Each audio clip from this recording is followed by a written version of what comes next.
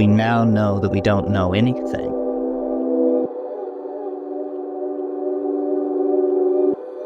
Having seen the limitations of science, we have discovered we are in a small rowboat in a dark ocean, and we're being swept we know not where.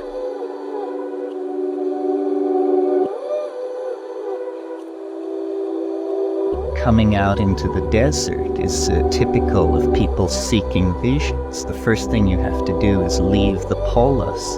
Culture is this effort to hold back the mystery and replace it with a mythology, which is then in the control of those who recite that mythology, whether they be shamans or priests. This holding back of reality is what Christian theologians call the fall.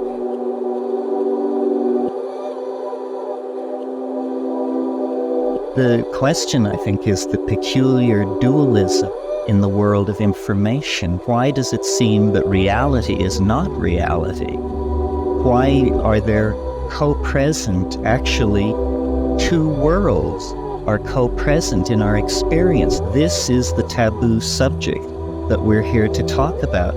The weird fact that there are two worlds, one of which our culture doesn't acknowledge, but we all experience. That's a very schizophrenic situation to be in. We all exist in both of these worlds, but our language, our culture, our institutions tell us, no, there's only one world. That is the great first gateway on the path to realize the relativity of language and the malleability of the world.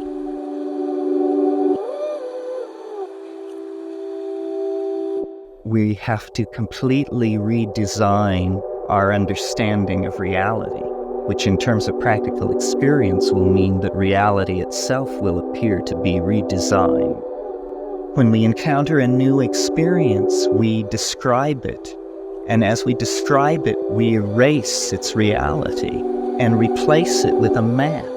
And forever after, when we encounter that input, we access the map and overlay it over the thing and say, I know what this is.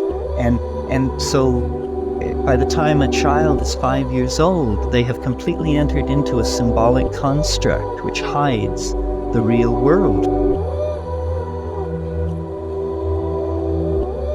We have gotten into this lethal cul-de-sac where, by not acknowledging the second world, we have veered off on a tangent which threatens our extinction now. This obsession with control of world one, matter, energy, and the complete ignoring of the world of consciousness which stood in front of it and manipulated it, but just taking that as a given, has created this fantastically imbalanced culture.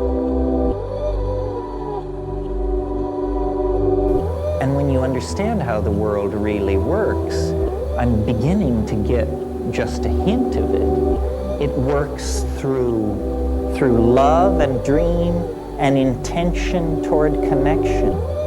And these are ultimately irrational values.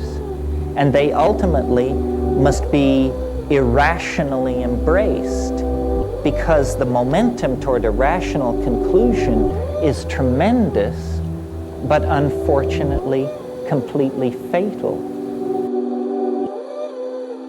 Satisfaction and completion can't be found within the official culture.